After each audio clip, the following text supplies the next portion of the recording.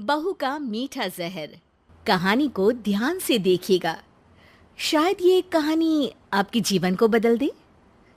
विमला की बहू संगीता, दोनों का रिश्ता एक दूसरे से काफी खराब था। अरे क्या लगा रखा है, जब देखो तब वही दाल वही चावल। तेरी माँ ने तुझे पकवान बनाने नहीं सिखाए क्या? बस वही बनता है तुझसे जो 2 मिनट में बन जाए। सुन बुढ़िया, तुझे बुढ़ापे में बड़े चटकारे लेने का मन करता है ना? जा खुद ही बना लिया कर खाना, हमें भी तो कभी छुट्टी मिले किचन से। हाँ हाँ, छुट्टी तो ऐसे बोल रही है जैसे मजदूर की तरह 10 घंटे की शिफ्ट लगा रखी है तेरी। 4 वक्त का खाना, फिर चाय पानी दूध, लोगों का आना जाना। अरे इंसान हूं मैं।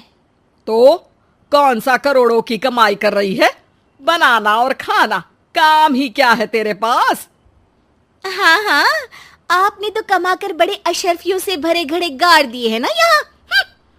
तभी वहां संगीता का पति बबलू आ जाता है। अरे संगीता, क्या है ये? कैसी बात कर रही हो तुम माँ से? कोई इस तरह से बड़ों से बात करता है? अरे मेरी जिंदगी में माँ के सिवा है कौन? हाँ, और वो मुझसे कैसे बात कर रही थी, सुना था क्या किसी ने?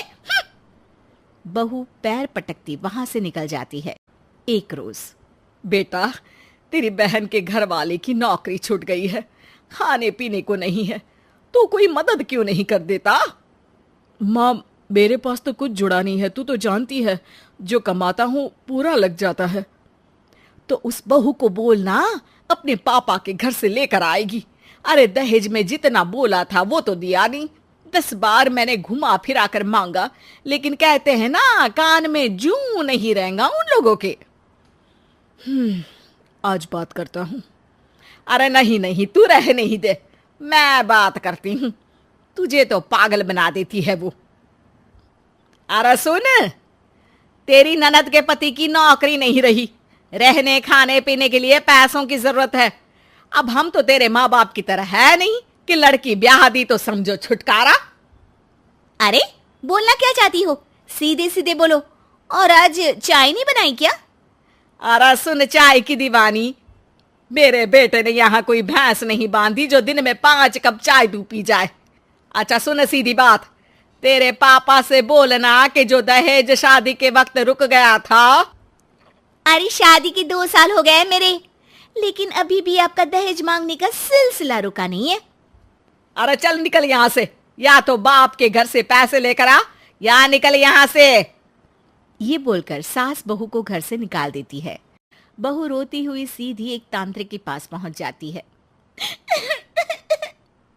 तांत्रिक जी मेरी मदद करिए, मैं अपनी शादी से परेशान हूँ। बेटा, बाहर बोर्ड देखना भूल गई क्या?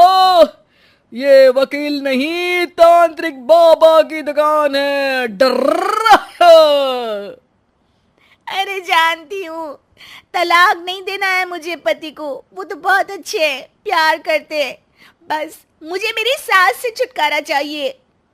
अरे बेटा, औरत से छुटकारा तो जीते जी कोई नहीं दिला सकता। डर। तो मार देते हैं ना, आप मुझे कोई अच्छी कंपनी का जहर दे दीजिए।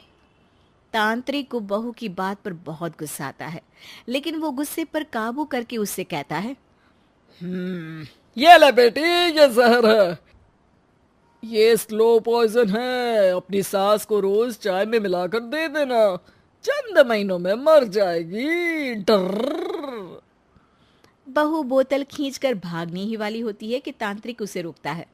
और लेकिन सुन, ऐसे केसेस में 100% बहू को ही पुलिस पकड़ती है, क्योंकि आस पड़ोस वाले तो बता ही देंगे कि बहू के साथ रिश्ते ठीक नहीं थे। अरे हाँ, ये तो है। हे भगवान, फिर मैं क्या करूं? शांति कैसे मिलेगी मुझे? तो बस एक काम करना, जब तक ये जहर तू सास को दे रही है उससे अच्छा व्यवहार करना, उसकी बात सुनना, उसकी केयर और इज्जत करना। लोगों को लगेगा कि तू तो बेटी की तरह रह रही है, फिर तू क्यों मारेगी? लेकिन हाँ, ये तुझे अकेले में भी करना है और समाज के सामने भी, समझ गई ना? डर। बहू समझ जाती है और पिता के घर से थोड़े पैसे लेकर ननद को दे देती है। माँ जी, इस बार मुझे बिल्कुल बुरा नहीं लगा कि आपने मुझसे पैसे मंगवाए। दीदी मुश्किल में है तो ऐसे में तो मेरा फर्ज बनता ही है ना। सास को तो समझ में ही नहीं आता कि ये बहू को क्या हो गया है। चल तुझे अकल तो आई। पति भी बीवी की बात सुनकर खुश हो जाता है कि चलो मामला बिगड़ा नहीं। अगले दिन सुबह, सासू माँ ये चाय पी लीजिए। हाय, मैं सपना तो नहीं देख रही हूँ ना? कैसी बात कर रही हैं सासू माँ? मुझसे जो गलती हुई मैं उसके लिए माफी मांगती हूँ। अब क्या था, सास का बहू बहुत ध्यान रखने लगती है। कभी उनके कपड़े धोकर प्रेस कर देती तो कभी समय पर दबाई देती। लेकिन हाँ, चाय देना भी उसने बंद नहीं किया था। तांत्रिक के कहे अनुसार समय से 2 वक्त वो सास की चाय में जहर डाल दिया करती। एक दिन, अरे संगीता बेटा, ये घर मेरा है, लेकिन मेरा भरोसा नहीं कि मैं कितना जीवन जीऊं। लेकिन मेरे बाद तुझे कोई दिक्कत ना हो, इसलिए ये घर मैं तेरे नाम कर रही हूँ। सास की बात सुनकर बहू की आंख में आंसू आ जाते हैं। वो समझ नहीं पाती कि उसे क्या हो रहा है। जिस सास के मरने के सपने वो देखा करती थी, उनके मुंह से ये बात उसे रुला क्यों रही है। वो सास के गले लग जाती है। नहीं नहीं माँ जी, कुछ नहीं होगा आपको। मैं आपको कभी कुछ नहीं होने दूंगी। अरे हाँ, मुझे पता है, तेरे जैसी बहू जिसकी हो उसे मरने का भी मन ना करे मेरी बेटी। जा जाकर तेरे हाथ की चाय ले आ, जो तू इतनी अच्छी बनाती है। अब तो बहू की समझ में ही नहीं आता कि वो क्या करे। बहू किचन में जाती है तो वो दवा देखकर गुस्सा हो जाती है और उसे फेंक देती है और सास को बिना जहर की चाय लाकर देती है। माँ, मुझे ना किसी काम से बाहर जाना है, जल्दी वापस आ जाऊंगी। बहू सास को ये कहकर सीधा तांत्रिक के पास जाती है।